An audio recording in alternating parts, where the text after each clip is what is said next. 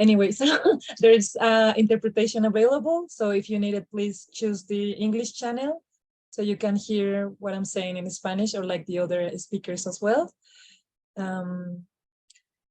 So I'm going to, voy a decir todo otra vez para que pueda ser interpretado.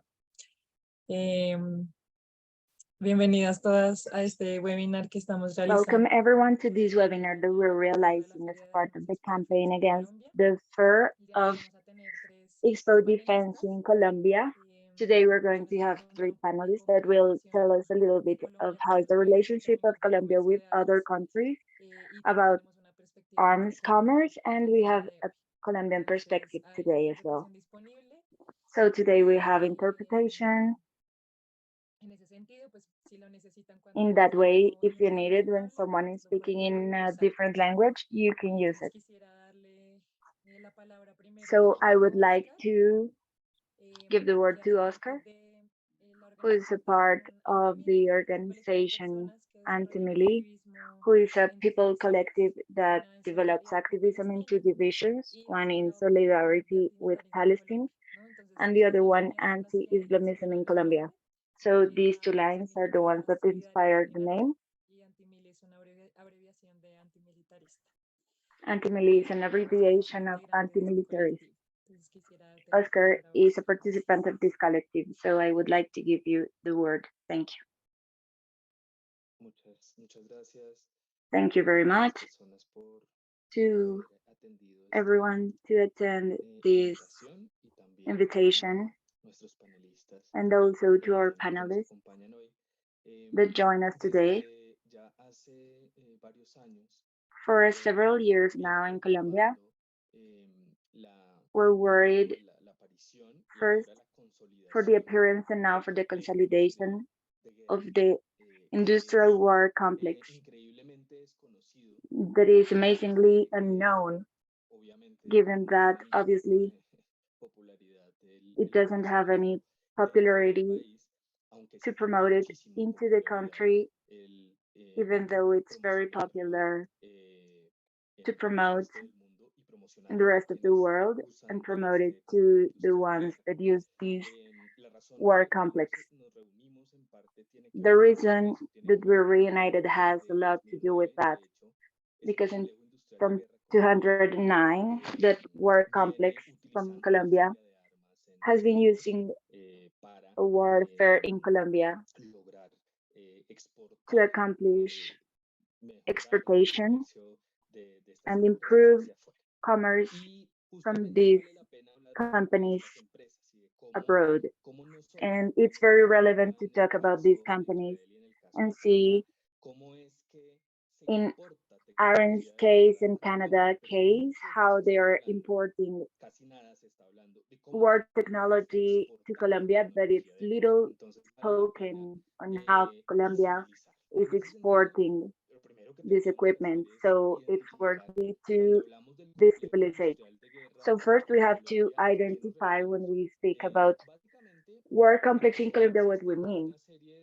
Basically in Colombia there are a couple of companies, private companies and public companies, but we are very interested in identifying public companies, which are 4 companies that gather around something that has been known as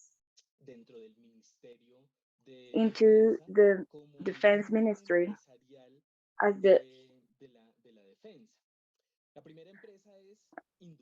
corporate defense.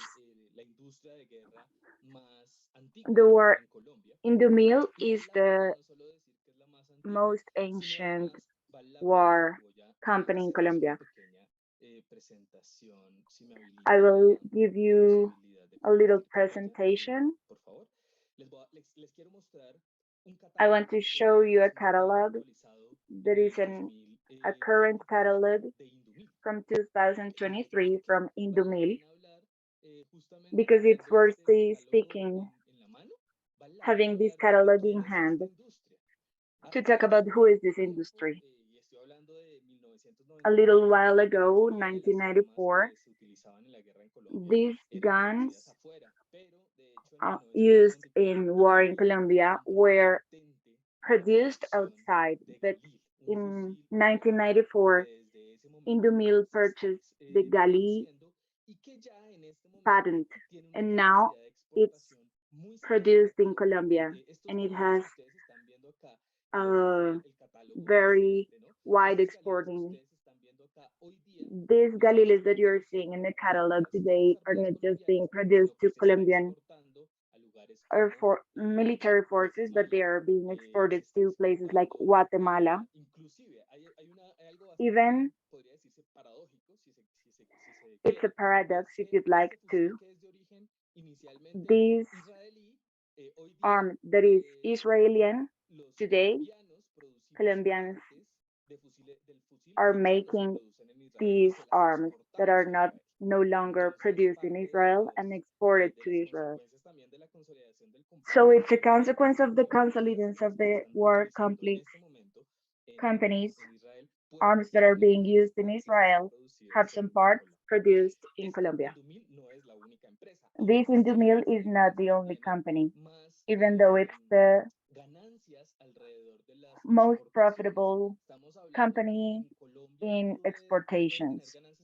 Colombia may have income from muy importantes, alrededor de 75.000 millones de pesos, especialmente porque, y quiero mostrarles esta segunda imagen, porque I want to show you this next image because Indumil is not only producing arms, it's producing explosives as well. They're used for mining.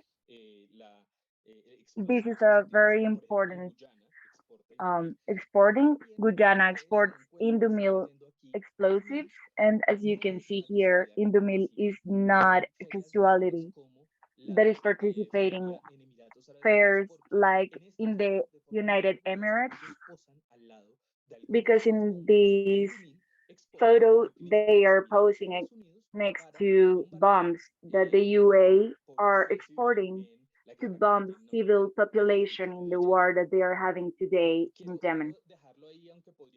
I want to leave it there, even though we could talk much more about Indumil, because I want to pass to another actor. This other company, I'm showing you the catalog as well, is a company called,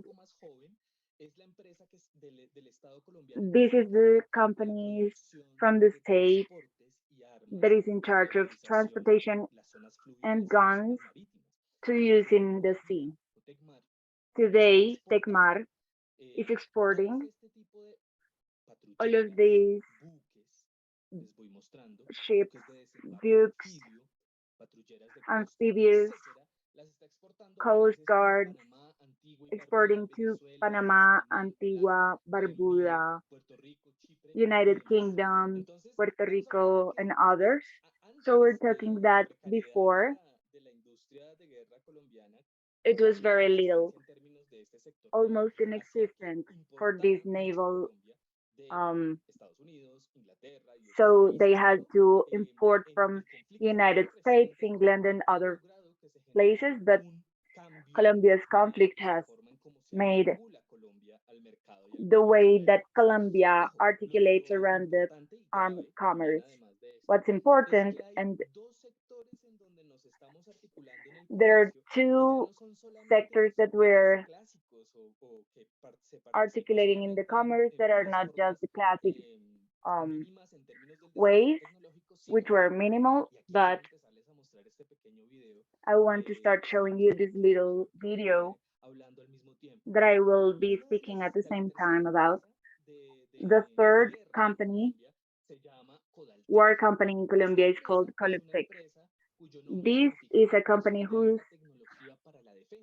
name is about high technology for defense. This company is generating new development, new technological development in war and security. We're seeing right now images about a simulator that is called Gecko. This is a simulator used by the armed forces in Colombia that now is being sold internationally. It's the case a couple of years ago. for a company that exported this to Mexico, and this is basically for private surveillance companies and any army to train their shooters in the process of training for war and care according to them. So the war Colombian complex is not just in the classic sectors, if you want to say it in a way, but also I want to close this participation talking to you about the last company, which is Corporation of Aeronautical Colombian Industry. And I'm going to use YouTube right now and try to see one of the last developments about this company, which is a drone. Something that you will think is not very local development for a company, quotes, third world and industrialization country, but Colombia is producing drones that are good for vigilance and for air war. So this drone that you're seeing right now is a drone called Coel. This has been developed by this company especially and starting now e-commerce in places close to like bellies. And also I would like to stop this presentation and close this first presentation talking about how it's very important to identify the commercial relationships of war that maintained with Colombia, as I have shown in these four cases, are not just importing. This is fundamental. Colombia is going through a time that closing some of the conflicts that we have inside, because it has not been won. The closing of these conflicts has made the country to quote use this learning from foreign and Israel's transference technological and US technological transfer, use it to consolidate industry that will not just give the internal conflict in Colombia, but it's also giving armament to other countries, like for example, Galil Arms to Guatemala, who is going through people has been repressed by police and the army and the arms that they have, we can say that have been produced in Colombia. So the complexity of the industry in Colombia has been, I would leave it there to use this time and then have some questions.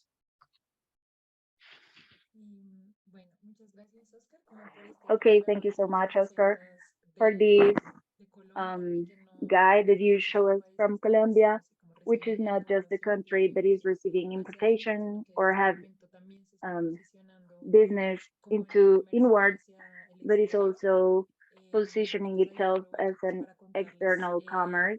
So I will have the time to let you know about Expo Defensa, which is a fair that will have an 8th edition. It's the second biggest arms fair in Latin America. More than 20 countries gather to sell and expose different machines and technology which are used for violence and repression. In this way, this webinar says for people that are just joining, this is part of the campaign that we are realizing against the Expo Defense Fair, which is 5 to 7 of December, saying and highlighting that arms fairs are where war began, and it's one of the places that we need to stop it. Right now, I want to give the word to Atai. He is I will share his biography in a minute. He's a lawyer and human rights activist. He represents Palestinians and human rights and human activists in Palestine and human rights violations about Israel colonists, and he works to stop defense Israeli defense exportations and other regimens that are using all of these guns to violate human rights and war crimes and human crimes. He's going to do his presentation in English. So who needs to interpret in Spanish, please take Spanish channel to hear his presentation. Hello to all. Thank you very much, Oscar, and the rest of the organization that are participating in that, and also all of my colleagues here in the panel. I will focus on the story of Colombia, even though I've been working, I think, on most Latin America, but in many other countries around the world. Concerning Colombia, I did an investigation in which I read the documents in the Israeli archive. I read about 50,000 pages of telegrams, and I wrote an article that you can find it in the internet in English. And there is these telegrams that I read are between the year 1950 until the 90s. So it's a long period. The reason that we don't have further telegrams is because not enough years passed and they are still secret. But I think these telegrams are really important to understand the Israel and Colombia relationship, because they show us patterns of the relationship. And also, one of the things that I learned from my investigation all over the world is that when there's a pattern that established in the relationship of Israel and another country, it repeats again and again. So maybe the technology developed with the years, but the concept, the patterns are repeating. So for example, in the case of Colombia, if in the mid-80s, Israel sold Colombia quite simple plane for surveillance that were used to do surveillance around Colombia. So we know that later about 20 years later, Israel sold Colombia very developed drones that could also shoot missiles. Oscar mentioned the issue of the Galil rifles. So Israel sold directly to Guatemala during the civil war and the genocide in the 70s, 80s, Galil rifles. And now there are new models of Galil rifles that are getting to Guatemala from Colombia, but Israel is also selling more advanced models like Tavor rifles to Guatemala. Returning to the story of Colombia, until year 1980, there was no military relationship between Israel and Colombia. I was surprised to find it. Maybe the telegrams are wrong, but this is what they show, because the US prohibited Colombia to make an arms deal and training with Israel. What happened is that in the year 1980, there was the incident of the hostages in the Dominican Republic embassy in Bogota, in which also the Israeli ambassador was held as a hostage. And we don't know why. Since then, the military relationship started. And what we see is that Israel became a very important of Colombia in the issue of what was defined by both Israel and Colombia as the fight against terror. By the mid-80s, in year 86, Colombia was the biggest client of Israel in all Latin America.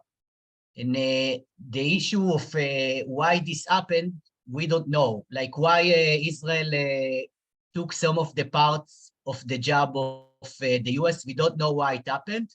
But from the telegram, we see it was a business.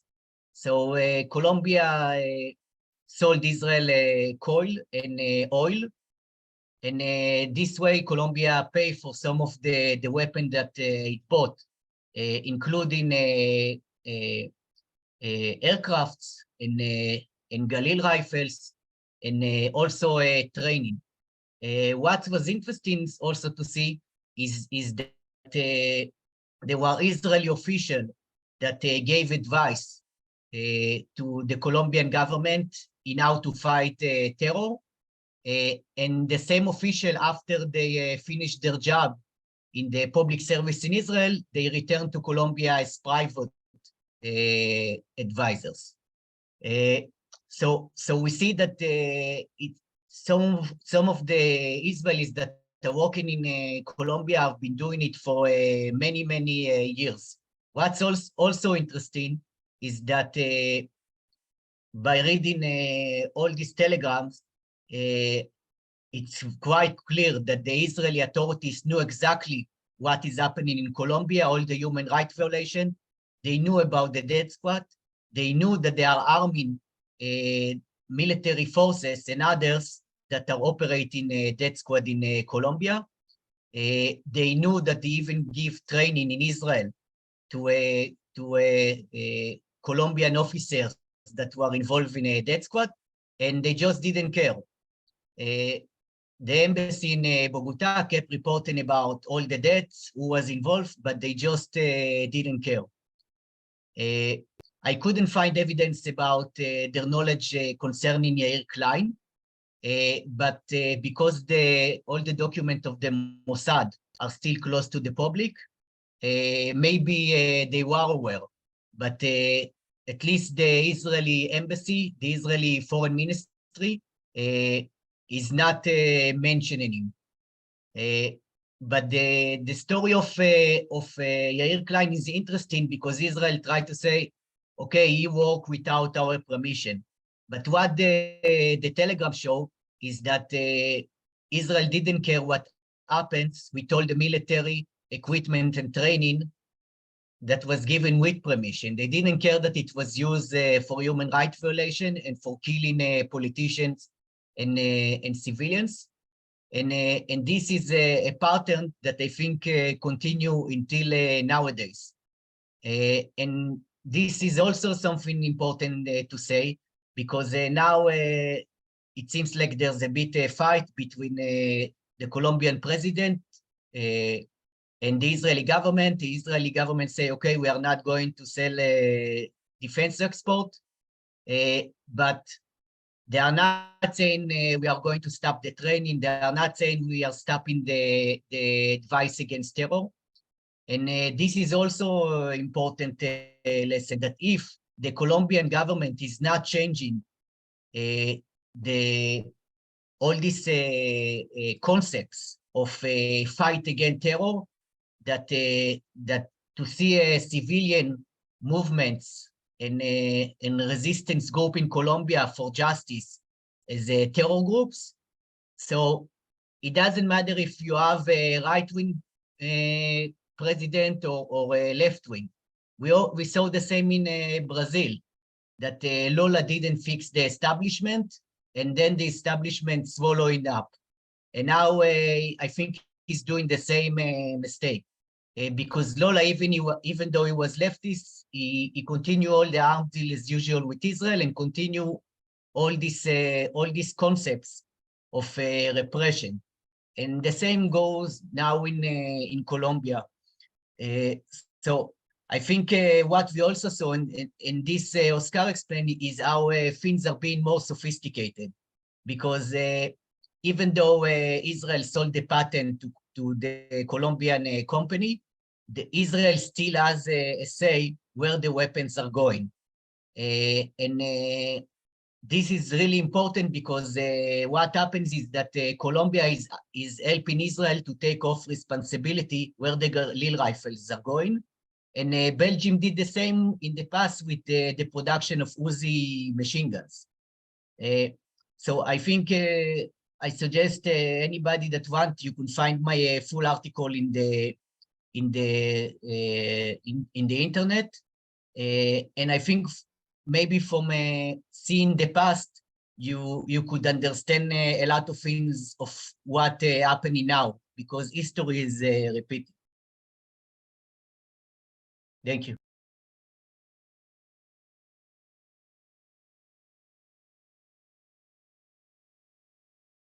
Muchas gracias, Itai, por tu presentación. Vamos a Thank you, Itai, for your presentation. We're going to give you a little time to be writing if you have any questions for Oscar and for Itai. But thinking of the presentation that you just did, I think that it's not just that these relations between Colombia and Israel are new or recent, but more than a long time ago, and not just you're not commercing with anything but their guns, and also training. That is something that right now we can ignore, or we're not highlighting in this kind of relationships between countries. But I think it's a very important point to highlight, because we hadn't mentioned that, and I think it's really important to say it. Not just gun commerce, but it's also training people for the countries in other places. At the end, all this training and the guns is being used for human rights violations and repression. So, okay, we're, if you have questions, please, I would like to give the word to our third panelist, who is Cesar Jaramillo. He's an executive director for Auschwitz Project, and his interests include nuclear and emerging and conventional arms. He's in a lot of spaces giving conferences, like in New York and New Delhi University, as well in China. So today he's going to share a little bit of this panorama and gun commerce, exportation and importation in Canada and Colombia. So go ahead, Cesar. Natalia, can you hear me? Okay, thank you so much to you and to everyone for this invitation. Thank you for Oscar and Itai for their presentations. I learned a lot as I heard, and thank you for who took the time to assist today to this conversation. I'm very pleased to be here.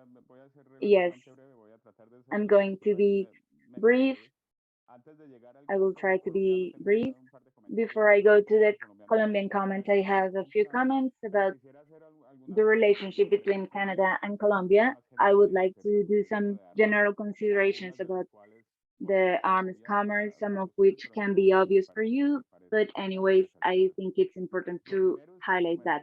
First, global arm commerce is a really good business, round business, lucrative business that is whole year after year, that goes beyond $100 a year. It's something exorbitant. So as a business and money gaining point of view, who have actions of these companies that produce guns, it's really attractive. So we would ask, what's the problem? It's commerce, it impulses financial activity, there's always a constant demand, and there's always someone who is willing to supply the offer. The issue is, obviously, there's a really high proportion of these business, an unacceptable portion is being used to exacerbate armed conflict and human rights violations, autocratic regimens around the world. So the issues are really evident. And right now, the information is not just evident, but undeniable. We have enough information to declare without a doubt that there is a relationship, cause and effect between guns, irresponsible transfer, and a lot of for human rights. So we have to see it from this perspective for the negative, concrete, demonstrable, and persistent negative effects, and for the military complex that you say in English that it's alive. And also, it's resurfacing right now in the context of conflict that we're seeing right now in Middle West, Russia and Ukraine. All of that is in guns company are really happy because they are buying really fast and for higher and higher values. The second point that I would like to do in general terms is that there is a normative frame that we should, it's not completely, but should regulate arms commerce. And it's not just about peace movements and the responsible gun owning, moral imperatives and ethical imperatives, but which are valuable, but also the law that is there clear, but is not being taken into account. National and internationally, there's a treaty about guns commerce that talks about the conditions that you can go for guns transfer. I will not go into details about the parameters, articles, and obligations, but I will talk about one central parameter, which is about risk evaluation. And from that point of view, it should be really easy. There's a risk of the guns not being used properly. I mean, used to exacerbate conflict, human rights violations, UN regimen, autocratic, and negative consequences. Transferences should not be authorized. And again, it's not because peace movements say, but it's because it's against the law. They are not heading the law because there is a way, there's a risk that they will be used for negative effects. The third point that I would like to say is that maybe this is obvious, but not all of the countries are guns producers. Countries, guns producers, if we see globally, conflict areas are not gun producing. Guns come mainly from developed countries, which are getting money from these annual and I would say exaggerated income that are killing themselves. So when someone is in an European or North American country watching CNN news and they ask themselves, how can this happen? Generally, the answer is because their own government have sent these guns to these conflict areas. Okay, so that's like globally. Now, Canada, we have tried to execute scrutiny about the decisions that Canadian government takes about gun exportation in Colombia, and the organization that I direct, because I'm Colombian, I'm very interested about Colombian impact on gun transfer in that sense. Canadian guns, so Canada has signed and ratified its treaty about gun treaty.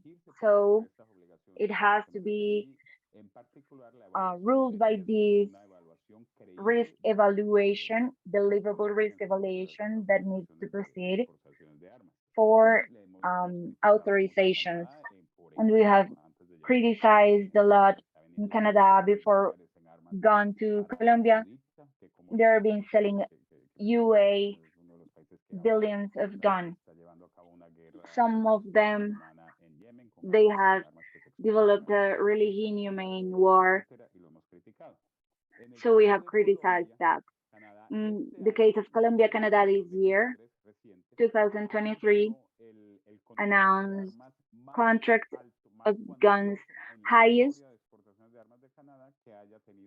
exporting that they have had with Latin America or the Caribbean, not globally, but regionally, the most high historically valuated in $420 million for blinded vehicles. So here in Canada, we got nervous. There were precedents of exportations in 2013, 2014 to the Colombian armed forces. So here, two matters that are still in our collective movements and the peace movements and who follow these matters closely. One, false positives.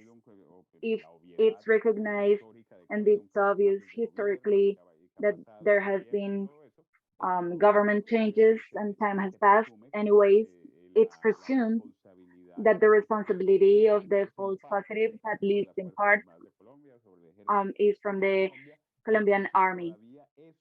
So still, this is part of the risk evaluation. So this is seen by some to sell this amount of guns to army that have been involved in such wrong. And on the other side, it was new in Canada and other places. Of course, Colombia, everyone is familiarized with the pattern that has been seen of repression of protesters. So the evaluation, the risk evaluation of guns was not generic. So it has to be case by case, depending on the type of arms, what kind of risk it can take. So this type of blinded vehicles that are going to go to Colombia are the ones that can be illegally used for pacific protest, repression, like the SMAD. And Colombia is a country that we all know, even if the peace effort, they have had human rights, repression, false positives issues that added, it would be reasonable or risky or reasonable risk scenario. So Canada should see that carefully to authorize these guns. And also the government, the Canadian government, with the example that I said, to the UA exportation that contributes to the issue with Yemen, they have a really smooth process. When they go into conflict, not just Canada, we see this in the United Kingdom, in the United States, in France, in Italy, etc. As much as inspired of the speaking is for the human rights and the speeches in the UN, unfortunately, it's a pattern that when they enter into conflict, money that they can gain, human rights protection is privileged from the money gaining. I will leave it there. Thank you so much again.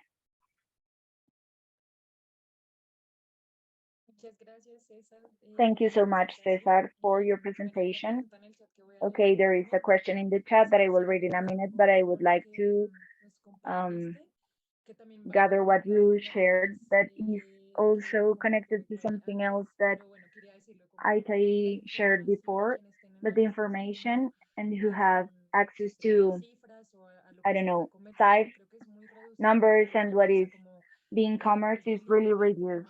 And it's really limiting also for the organizations and his movement to access to this information. So these spaces of talking and also different campaigns that are being given to arms share, it's really important to make visible this information that you're giving. There is a global arm commerce that is not being held by a law,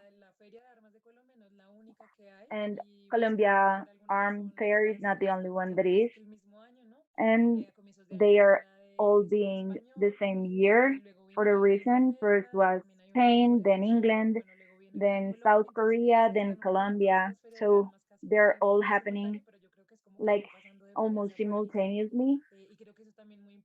So this is very important to highlight because it's not just Colombia.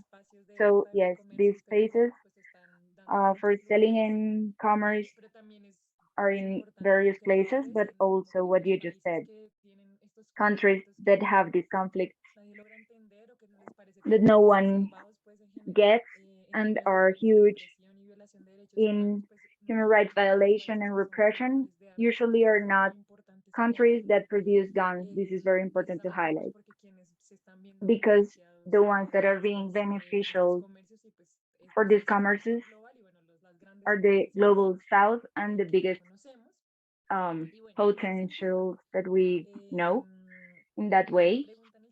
There's a question in the chat that says, if we have realized before a request to the government to suspend this arm fair, Cesar and I said it before. Usually we would think that it's just the governments of the right that are supporting these arm fairs or this commerce, but also other governments have a very held pro-life speech, but also are supporting these commercial relationships and types of events. So with this campaign that we're doing right now, and we also have a petition for people to sign, I will get it in the chat and I hope that I can put it in the comments on the transmissions, like in Facebook. So I had it in the chat right now for you to see. It's a petition directed to the government and the Ministry of Defense to cancel these and the future versions in Colombia. So that's that initiative, and of course we're taking some other actions and activities other than this petition, precisely because people is not aware that these events exist. And in that sense, they're not even realizing the dimension of all of these um, arms businesses. So there's another question that Liliana makes. I don't know who wants to answer this, but okay. I'm gonna read it. It says, I understand Colombia has not ratified the Commerce Treaty of Commerce with the UN. What implications has this had? And is this a strategy for not to implement this treaty? Cesar will respond. Welcome any other comment about. You're very right, Liliana. Colombia has not ratified this treaty about arms. It's a shame. It's a minority in the region who hasn't ratified this treaty. And may I be excused, and another topic is the nuclear disarmament. There are two treaties that Colombia is missing. The first one is guns provisions, and the second one is nuclear weapons treaty, and Colombia hasn't ratified any of those. It's a task pending for the government from any side. It's clear expectations that Colombia needs to sign this treaty. we're supposed, or there needs to be an effect. But from the point of view of Canada, what matters is that Canada is a part of this weapon treaty. Independently that Colombia has ratified or not, Canada has to evaluate that risk when they're going to Colombia, even if the destinatory is part of not of the treaty. And second, there's the Vienna Convention treaty, and Colombia signed the treaty. You can be signed and then ratify the treaty, like the wedding ring after, to use an analogy. So there's an expectation anywhere, even if they hadn't ratified, because they signed, there's an expectation that you need to accomplish the treaty. Muchas gracias. Vale. Hay también otra pregunta. Thank you so Dice, much. There's another question. I don't know who wants to answer it also, as well, if you have information. So when there is agreements to buying guns, are these accompanied with military intelligence? This evidence of capacitation to paramilitary groups in Colombia. Cesar or Aita, if you have any information about gun purchasing and military intelligence training. I would like to answer the first part of the question, and I would invite Itai as well for these results of his investigation, at least in the relationships between United States, Israel, and even something that is not well known in the starts of the relationship, military relationships with Turkey and India, that Colombia is starting to have agreements, or at least negotiating with the United States and Israel. They have agreements established. These agreements are collaboration agreements, not just for weapon commerce and war, but also it comes with all of the training and technological transfer. That's important in the relationship with Israel. Maybe Tai knows more. I would like to close my intervention as well to highlight something that Natalia was saying before. I will share a little bit. In Colombia, we haven't stopped shopping for war. And for this year, we have a lot of purchases that are very significant to keep in mind. Militarism is very important right now. Colombian Industries, the state, bought 5 transportation and 4 tactical vehicles from this war industry that we were talking about. And also about what Cesar was sharing before, United States is being purchased drones and training planes for really high amounts. And this is from Petro.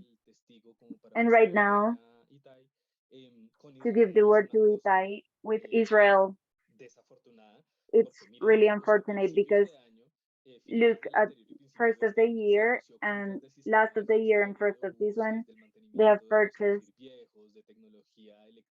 old kafirs, electronic technology, etc. And it's very important that right now just happened. Some organizations have asked to, in solidarity with the atrocities, and to denounce the atrocities with the Palestinian people, but also to survive in this country, to take the money away from Israel army. It makes no sense to give money.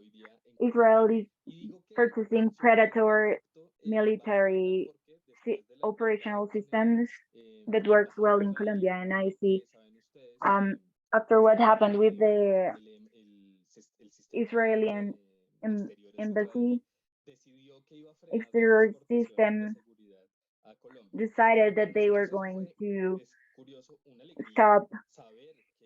It was a joy to know that they were going to stop sending surveillance, but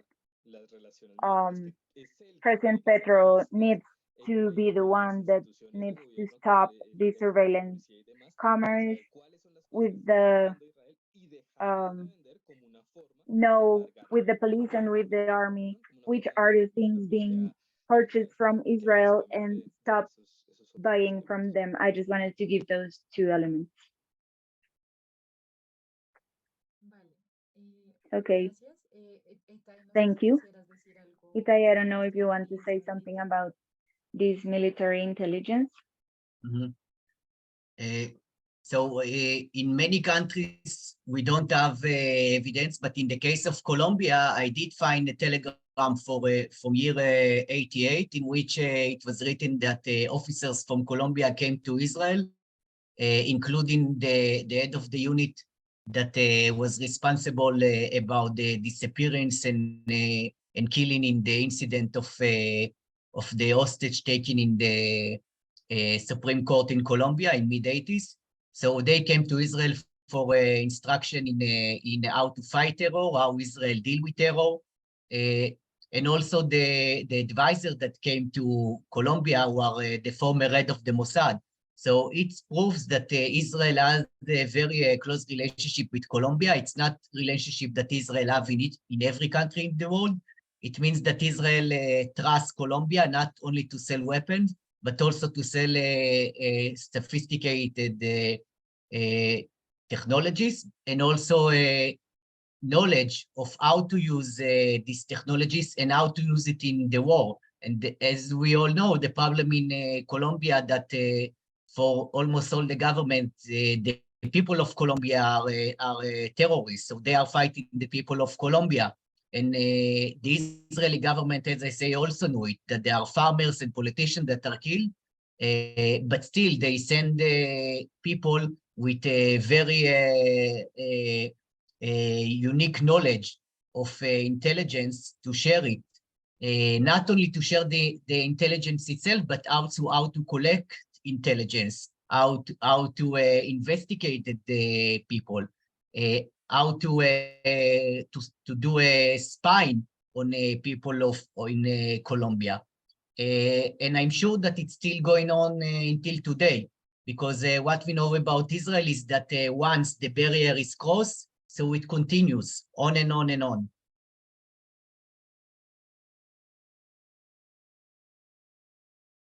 Muchas gracias. Bueno, veo dos Okay, preguntas. thank you very much. I see two more questions in the chat. Let's say that this conversation is planned for an hour. Nevertheless, we know that this is a very important topic that has very questions because the information available is very limited. And if you have a question about the change of government right now, has not advanced in the military politics. So right now we have that space, and there is a question about chemical weapons and even warfares are being commercialized.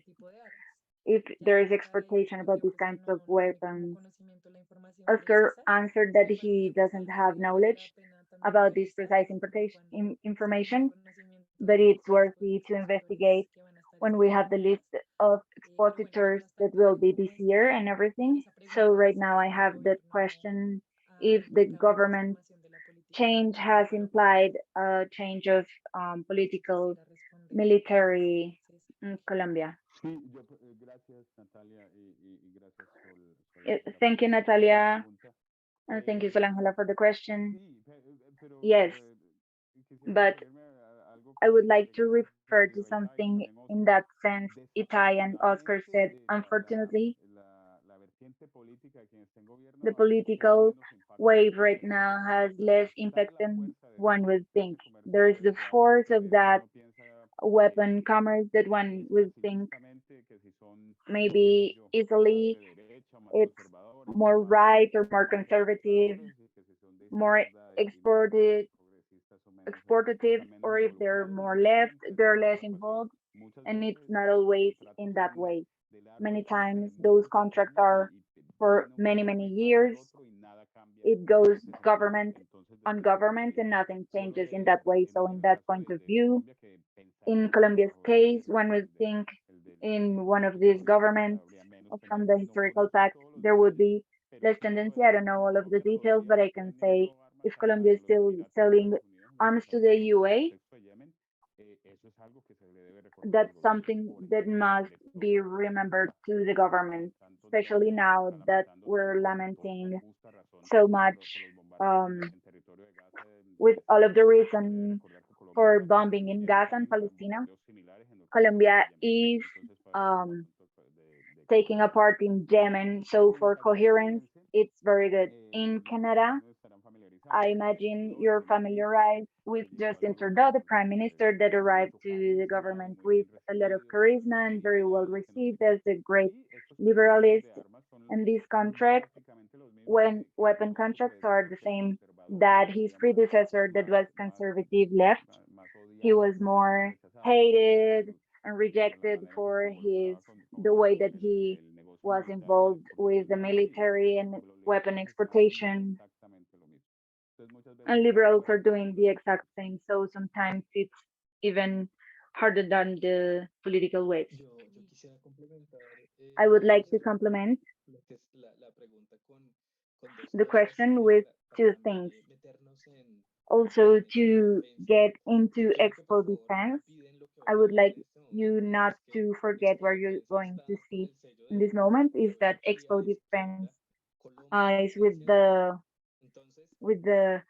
seal of Colombia life potent. Maybe the state is changing in some things, but at the same time, there are places in the security doctrine, especially in the war industry complex and commerce, that are not changing. They are diversifying and transforming, which is the last thought for this year. Let's see if you can see here.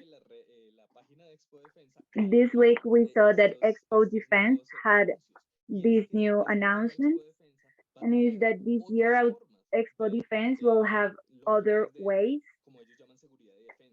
as they call defense security, and this means we're getting closer to what's happening in the United States and Europe, and is that as they call, defense sector that actually is war and death. They're talking about militarism, about crisis, natural protection, militarism for citizens protection, and the Petro's government in other questions has said we want to in the mill to build bridges in places that are needed. And the big question is why war industries have to be replacing civil industries in things. Why war industries have to be a part of the solution of the climate change problem. This is nothing but what we have laundry of the militarism with crises like COVID-19. We saw it how COVID-19 um, made our militarism justified by sickness in countries. So I want to leave this thought. Of course, there is a change uh, in teachings, but not in every way.